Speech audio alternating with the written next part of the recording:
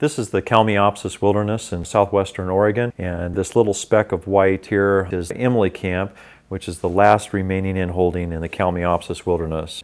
And this is why they want to run me out. I'm not going to let them. My name is Carl Alleman, and I'm the former owner of the Emily Camp and Little Chetco River claims. I heard about the Emily claims, and I stayed in touch with the original people who lived in the Emily cabin, a man and wife, for 25 years, something like that. These people that had it for so many years, they ended up selling it, and I bought that from this guy that had taken it over.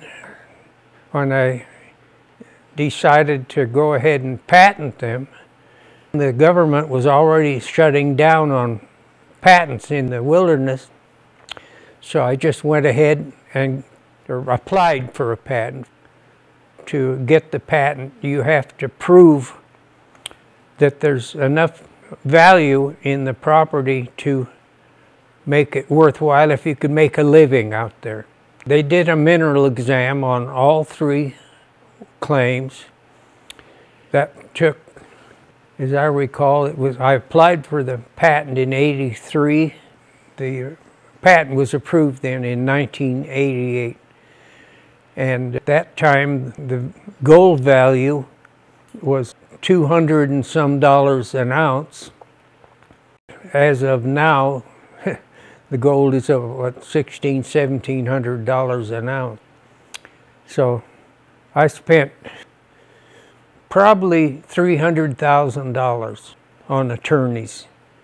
But then the Forest Service contacted me, and they said, you know, you're going to get that patent, but you know we don't want you there.